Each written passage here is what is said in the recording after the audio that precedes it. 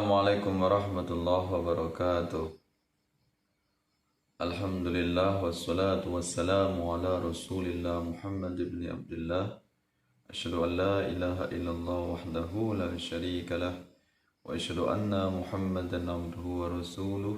Allahumma shalli ala sayyidina Muhammad wa ala ali sayyidina Muhammad wa li ashabihi wa li dzurriyyatihi wa man tabi'ahum bi ihsanin ila yaumiddin.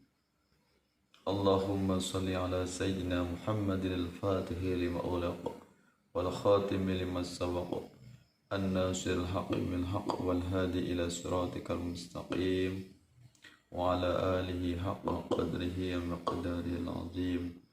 Pemirsa yang dirahmati Allah Subhanahu wa taala, alhamdulillah atas nikmat Allah Subhanahu wa taala kita bisa dipertemukan kembali dalam keadaan sehat wal afiyah, amin ya rabbal alamin.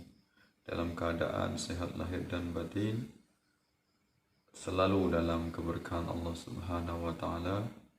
Harapan kami mudah-mudahan Anda semuanya, para pemirsa, para guru, para alim ulama, asatid wal asatidah, teman-teman santri dimanapun berada, sahabat-sahabat semuanya, mudah-mudahan Anda dalam lindungan Allah Subhanahu wa taala, diberikan lancar aktivitas, diberikan keberkahan dan senantiasa berkah rezekinya, rezeki yang halal dan thayyibah, amin ya rabbal alamin. Alhamdulillah atas nikmat Allah yang tiada tara, nikmat Allah yang terlimpah, kita semuanya bisa bertemu kembali dalam kesempatan ini, yaitu dalam kajian kita studi Al-Quran dan Hadis. Dalam kesempatan ini kita akan mengupas salah satu tema yang dibahas oleh Al-Quran, yaitu tentang mujahadatun nafas. Ya, pengertian mujahadatun nafas dan pembagian nafsu menurut Al-Quran. Ya, mujahadatun nafas. Ya, kalau kita artikan secara bahasa, secara etimologi, mujahadatun nafas ini terbentuk dalam dua kata. Yang pertama adalah mujahadah, yang kedua adalah an-nafas. Ya, mujahadah kalau kita artikan secara bahasa artinya bersungguh-sungguh, memaksimalkan potensi atau mengerahkan segala daya, segala kekuatan. Ya, itu arti dari mujahadah. Ya, perjuangan yang maksimal. Kemudian nafas, nafas ini kalau kita artikan secara bahasa artinya jiwa, diri, ya, atau nafsu. Jadi secara terminologi atau secara istilah kita gabung dari mujahadatun nafas, maka akan menghasilkan sebuah pengertian, yaitu sebuah upaya, perjuangan sungguh-sungguh, perjuangan secara maksimal untuk memerangi hawa nafsu. Ya, perjuangan sungguh-sungguh untuk menjauhkan diri dari nafsu yang buruk, ya, dalam rangka untuk menegakkan agama Allah. Nah, itu pengertian dari mujahadatun nafas. Ya, kita semuanya selaku muslim tentu kita punya kewajiban untuk melaksanakan mujahadatun nafas, ya, mengekang nafsu, perjuangan maksimal untuk memerangi hawa nafsu, ya, dalam rangka untuk melaksanakan ketaatan atau melaksanakan syariat Allah. Karena kalau tidak kita kekang nafsu itu, kalau kita tidak kita lawan nafsu itu, maka kita akan menjadi budak nafsu, menjadi budak dunia, sehingga dunia akan menyetir kita Ya, padahal kita selaku muslim seharusnya kitalah yang menyetir dunia. Ya, dunia kita letakkan di telapak tangan kita, jangan sampai kita masukkan di dalam hati kita. Ya, karena dunia ini dunia yang serba fana, ya, sesuatu yang bisa rusak, sesuatu yang akan hancur, walaupun indah tapi ini hanyalah kamuflase, ya, kenikmatan yang sementara tentunya akan kita tinggalkan. Ya, jangan sampai kita menjadi budak dunia, tergila-gila dengan dunia sehingga lupa dengan tujuan akhirnya, yaitu tujuan akhirat, mencari ridha Allah, mencari keselamatan di dunia dan akhirat. Jangan sampai lupa bekal pulang, ya, karena tempat kediaman kita bukan di dunia. Ya, tempat kita yang sebenarnya adalah di akhirat, ya, di alam baqa atau alam baka, alam yang kekal, alam yang tidak akan mengalami kebinasaan, tidak akan rusak, alam yang senantiasa terus menerus, ya, alam yang kekal. Nah, itu pengertian dari mujahadatun nafas, perjuangan sungguh-sungguh melawan hawa nafsu untuk melaksanakan kewajiban atau perintah agama atau syariat Allah. Kemudian tentang nafsu, ya, nafsu ini diuraikan dalam Al-Quran. Ada banyak ayat Al-Quran yang membahas tentang nafas atau nafsu. Nah, ini menurut Al-Quran kurang lebih nafsu ini ada 3. Ya, ada 3 nafsu menurut Al-Quran. Yang jelas bukan termasuk nafsu makan, ya. Tidak termasuk nafsu makan. Ya, nafsu makan ini tidak dibahas oleh Al-Quran. Ya. Nah, apa saja nafsu yang dibahas oleh Al-Quran? Yang pertama adalah nafsul ammarah. Ya, kata artikan ke dalam bahasa Indonesia menjadi nafsu amarah. Ya. Nafsul ammarah dalam bahasa Arab. Ya, ini artinya adalah nafsu yang mengajak kepada perbuatan buruk, nafsu yang mengajak kepada kesesatan, nafsu yang mengajak kepada kecelakaan, kebinasaan. Ya, jadi nafsu yang buruk, nafsu yang jahat, termasuk nafsu yang menggebu-gebu, nafsu yang bergejolak, yang selalu mengajak kepada keburukan. Ya, ini namanya nafsul ammar. Nah, di dalam surat Yusuf ayat yang ke-53 disebutkan, ya, Bismillahirrahmanirrahim, wa ma ubarri'u nafsi, innan nafsal ammaratum bis-su'i illa ma rahima rabbi, inna rabbi ghafurur rahim. Ya. Wa ma ubarri'u nafsi, ya, dan tidaklah aku berlepas diri dari kesalahanku. Ya. Innan nafsa la'ammaratum bisu, sesungguhnya nafsu amarah, al-ammaratum bisu, mengajak kepada perbuatan perbuatan jahat atau perbuatan perilaku buruk. Ya. Innan nafsa la'ammaratum bisu illa ma rahima rabbi, kecuali nafsu yang dirahmati oleh Tuhanku. Ya. Inna rabbi laghafurur rahim, sesungguhnya Tuhanku, inna rabbi ghafurur rahim, sesungguhnya Tuhanku ghafurur rahim, maha pengampun lagi maha penyayang. Nah, itu ayat yang membahas tentang nafsul ammarah atau nafsu amarah dalam surat Yusuf ayat 53. Nafsu yang mengajak kepada keburukan, ya, nafsu yang mengajak kepada kemaksiatan, nafsu yang selalu melawan perintah agama, perintah Allah.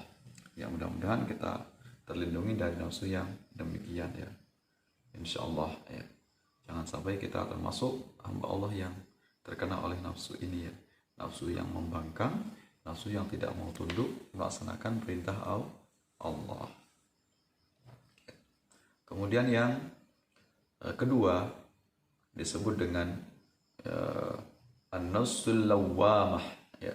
An-nafsul lawwamah artinya nafsu yang menyesali perbuatan buruk, ya. Ini namanya nafsul lawwamah. Tentang nafsul lawwamah ini diceritakan di dalam Al-Quran, yaitu surat Al-Qiyamah ayat 2. Wala uqsimu bin nafsil lawwamah, ya. Al-Qiyamah ayat 2.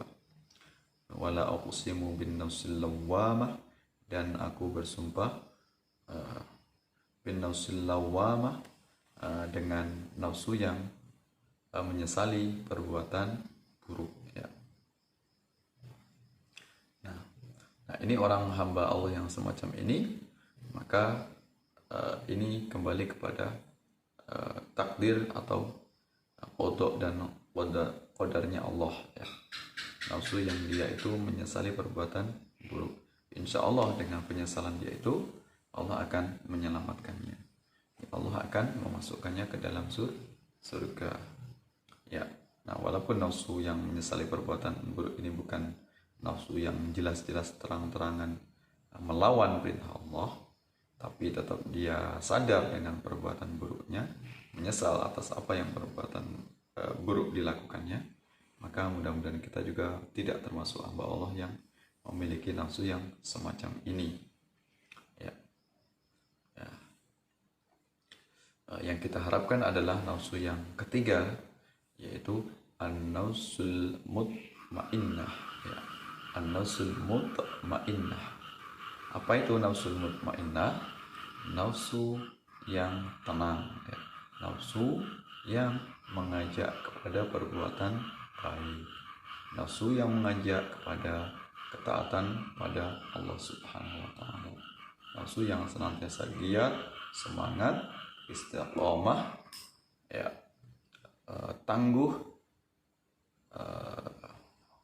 semangat, ghirah, kekuatannya untuk melaksanakan perintah Allah, tidak pernah terhenti, tidak pernah bosan, tidak merasa jenuh melaksanakan perintah Allah, melaksanakan perintah Allah dengan penuh ketundukan, kekhusyuan, penuh dengan mahabbah, penuh dengan rasa cinta. Jadi melaksanakan perintah Allah itu bukan karena sekedar kewajiban menggugurkan dosa, tapi sebagai bentuk rasa cinta kepada Allah, ya. Menganggap ibadah sebagai sebuah kebutuhan. Kalau kita menyadari bahwasanya kitalah yang butuh kepada Allah, Allah sama sekali tidak pernah butuh kepada hambanya, tentu kita akan khusyuk, akan tunduk, taat kepada Allah dengan ikhlas, dengan mukhlis, ya, dengan tunduk tanpa mengharap imbalan apapun.